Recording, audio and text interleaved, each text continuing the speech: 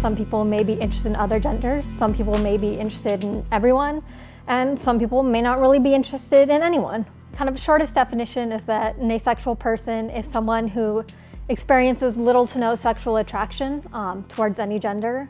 There's really a huge diversity in the community and in what brought people to identifying as asexual. I actually went through a period, especially when I was a lot younger, where I just figured no one really was interested in boys. No one really cared about that whole sex thing. That was just a way of pretending to act adult or something, right? Because I wasn't interested, so surely no one else was. Obviously, that quickly became apparent that no, that wasn't the case. People really were interested in this whole romance and sex thing. So kind of my next thought was that, I don't know, maybe I'm just a late bloomer. Maybe I haven't met the right person yet. Towards the end of high school, that's when I actually first stumbled upon the asexual community. And from there, it was still a bit of a rocky path because, all of those doubts of what if I'm wrong? What if I just haven't waited long enough? What if I need to wait another 5 years?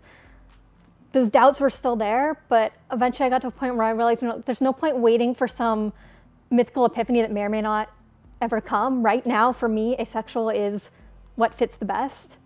10 years later, it turns out that actually probably was the right choice. Asexuality SF is basically the main community organization for ace community organizing in the Bay Area. Activity is organizing regular social meetups where aces can come and meet other ace people and learn about what resources the ace community has to offer. So we currently do that once a month. We want to provide is both a mix of a space where people are able to ask questions about asexuality or talk about their experience of asexuality with each other. But in addition to that, we also want to provide a space for just like regular social connections and way to make friends and have conversations. So I would say in the kind of 5 to 8 years or so that I've been involved in both being out as an ace individual and being involved in ace activism and education, the ace community has made progress by leaps and bounds from when I first came out to where we stand now. I remember when I first came out, pretty much nobody had heard the word asexual outside of maybe a biology class. We've also had a huge increase in, I think, awareness of asexuality in the general population.